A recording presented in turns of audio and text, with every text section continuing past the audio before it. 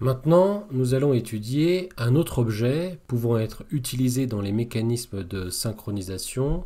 Cet objet est également très utilisé et mis en œuvre dans la plupart des systèmes d'exploitation aujourd'hui.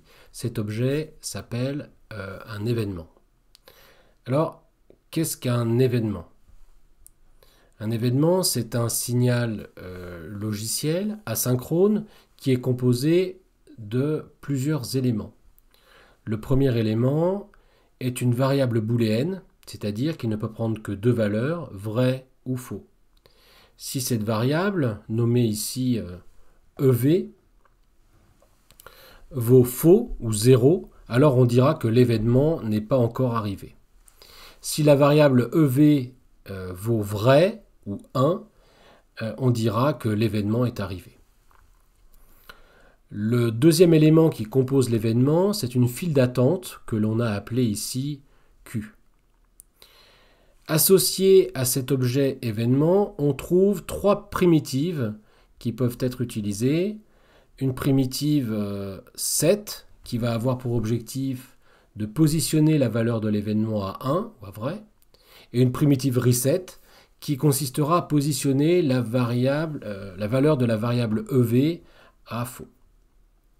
Finalement, une troisième primitive, appelée ici wait, consistera à attendre l'événement et positionnera donc la tâche en attente dans la file associée à l'événement. Cette diapositive que vous avez sous les yeux décrit les algorithmes mis en œuvre dans les différentes primitives. Commençons par la primitive la plus simple, qui est la primitive reset. L'algorithme associé consiste simplement à positionner la valeur de la variable EV à 0 et effacer le contenu de la file d'attente associée, c'est-à-dire débloquer toutes les tâches se trouvant dans la file d'attente. La primitive wait, ici, consiste simplement à regarder la valeur de la variable EV, et si cette dernière est nulle, alors la tâche faisant appel à cette primitive sera automatiquement ajoutée à la file d'attente associée. Et finalement, la dernière primitive, c'est la primitive set. Dans cette primitive, la variable EV sera positionnée à 1 ou à vrai. Ensuite, l'intégralité de la file d'attente sera parcourue et les tâches de cette file seront libérées les unes après les autres jusqu'à ce que la file d'attente soit entièrement vidée. Illustrons le fonctionnement des événements sur un exemple simple. Ici, nous proposons une application basée sur trois tâches. Une première tâche, tâche 1, va consister à récupérer une valeur qui provient d'un capteur de température. Cette tâche aura pour objectif de générer un événement lorsque la température dépassera un certain seuil. Une seconde tâche, tâche 2, se mettra donc en attente de cet événement ou de cette alerte avant d'afficher un message d'avertissement sur un écran par exemple. Et une troisième tâche, tâche 3, se mettra également en attente de l'événement et elle générera une alerte sonore en parallèle dès qu'elle reçoit l'événement. Si l'on regarde le code associé aux différentes tâches, on peut voir que la tâche 1 consistera à positionner l'événement à 0 en faisant appel à la primitive reset. Ensuite, elle se mettra en attente d'une donnée qui provient d'un capteur et elle évaluera si cette donnée, donc cette température, est supérieure au seuil défini qu'on a appelé ici threshold ou THR. Dans ce cas, elle fera appel à la primitive set qui consistera à positionner la variable EV à 1 pour signaler que l'événement est apparu. Le code des tâche 2 et tâche 3 consiste simplement à faire appel à la primitive wait et ainsi attendre que l'événement survienne afin de continuer l'exécution du code. C'est-à-dire que les fonctions display alert ici ou generate noise ne pourront s'exécuter que lorsque l'événement sera généré par la tâche 1. Imaginons que dans un premier temps, toutes les tâches soient positionnées dans l'état ready et que l'événement soit initialisé à 0, c'est-à-dire qu'il n'est pas encore arrivé. Assumons maintenant que la tâche 2 ait été choisie par l'ordonnanceur pour commencer son exécution. Elle passera donc dans l'état running et c'est ce qu'on voit ici sur la figure. La tâche 2 va donc exécuter son code jusqu'à ce qu'elle fasse appel à la primitive wait. Dans ce cas, l'événement n'étant pas encore arrivé, la tâche 2 va se retrouver dans la file d'attente associée à l'événement et donc du coup dans l'état bloqué. On ne pourra pas continuer son exécution. Dans ce cas, l'ordonnanceur choisira une autre tâche à exécuter, par exemple la tâche 3.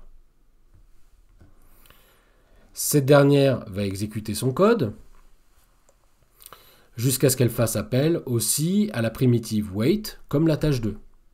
L'événement n'étant toujours pas arrivé, cette tâche va donc se retrouver elle aussi dans l'état bloqué. Les deux tâches, tâche 2 et tâche 3 étant bloquées, l'ordonnanceur va décider d'exécuter la tâche 1. Cette dernière va se mettre en attente d'une valeur provenant du capteur de température, et si la valeur excède un certain seuil, alors la primitive set sera appelée et l'événement sera généré. Dans ce cas, EV vaudra 1 et les tâches 2 et 3 seront libérées de la file d'attente associée à l'événement et retourneront tout de suite dans la liste des tâches prêtes à être exécutées. La figure suivante présente un autre exemple illustrant l'utilisation des événements. Dans cet exemple, on a trois tâches, P1, P2, P3, qui vont interagir ensemble par l'intermédiaire de l'événement EVT. Ce diagramme représente le diagramme de Gantt d'exécution des tâches, c'est-à-dire leur exécution au cours du temps. À t égale 0, nous voyons que l'événement est positionné à 1, l'événement est arrivé, et P1, P2, P3 s'exécutent correctement. À l'instant 1, ici, t égale 1, sur la figure, on voit que la tâche P2 fait appel à la primitive wait.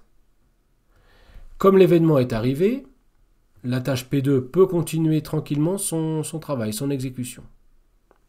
À l'instant 2, maintenant, nous voyons que la tâche P1 fait appel à la primitive reset, qui aura pour conséquence de positionner la valeur de l'événement à 0 ou à faux. À l'instant, donc l'événement, du coup, est ici affecté à une valeur non arrivée. À l'instant 3, lorsque la tâche P2 fera à nouveau appel à la primitive wait, cette fois, elle se retrouvera bloquée et positionnée dans la file d'attente de l'événement, puisque l'événement n'est pas arrivé. À l'instant 4, c'est au tour de la tâche P3 de faire appel à la primitive wait. L'événement n'étant pas arrivé, étant faux, la tâche P3 se retrouvera également bloquée et positionnée elle aussi dans la file d'attente de l'événement. Finalement, à l'instant 5, ici, la tâche P1 fera appel à la primitive set, qui aura pour conséquence de repositionner l'événement à la valeur 1 ou vrai. Dans ce cas, les tâches P2 et P3 seront libérées de leur file d'attente associée et vont pouvoir revenir dans l'état prêt à être exécuté. Donc voilà pour les événements, j'espère que vous avez apprécié la vidéo. En tout cas, merci de l'avoir regardé, je vous dis à très bientôt pour la suite des événements.